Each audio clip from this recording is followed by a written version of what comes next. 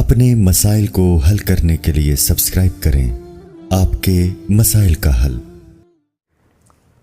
عطر میں الکحل کا حکم۔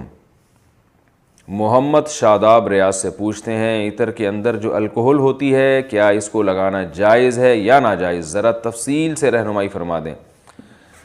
بھائی اس میں ائمہ اربعہ کا اختلاف ہے، امام ابو حنیفہ، امام مالک، امام شافعی اور امام احمد بن حنبل۔ یہ تین ائمہ کے نزدیک تو شراب جتنی بھی قسم کی ہے، الکحل ظاہر ہے شراب ہی ہوتی ہے، تو یہ خارجی استعمال یعنی باہر کا استعمال بھی حرام ہے اور اندر کا استعمال بھی، اندر کا تو سب کے نزدیک ہے ہی حرام، لیکن امام ابو حنیفہ رحمہ اللہ تعالیٰ کے نزدیک وہ الکحل جو کھجور اور انگور سے بنی ہو، وہ جیسے پینا حرام ہے لگانا بھی حرام ہے، لیکن کھجور اور انگور کے علاوہ جو الکحل ہوتی ہے اس کا خارجی استعمال یعنی کپڑوں پہ لگانا وہ جائز ہے۔ پینا اس میں تفصیل ہے کہ کن صورت میں پینا جائز ہے کس میں جائز نہیں ہے، وہ سوال ابھی پوچھا نہیں ہے تو میں اس تفصیل میں نہیں جاؤں گا۔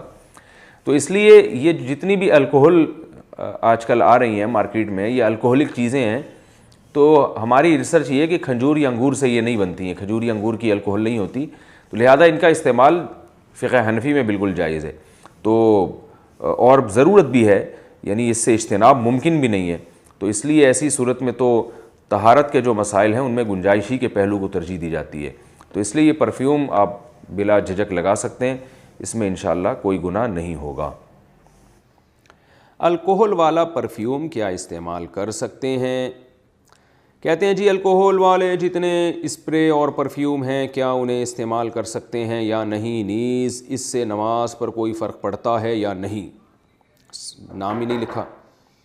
جی الکحل والے جتنے بھی پرفیوم ہیں سب استعمال کر سکتے ہیں۔ وہ الکحل جو ناپاک ہے وہ صرف وہ الکحل ہے جو کھجور یا انگور کی بنی ہوئی ہو، تو آج کل الکحل کوئی بھی کھجور یا انگور کی نہیں بنتی کیونکہ بہت مہنگی پڑتی ہے وہ، تو عام الکحل جتنی بھی ہیں وہ کھجور انگور کے علاوہ چیزوں کی بنتی ہیں، لہذا الکحل کا خارجی استعمال بالکل جائز ہے، اس میں انشاءاللہ کوئی گناہ نہیں ہے۔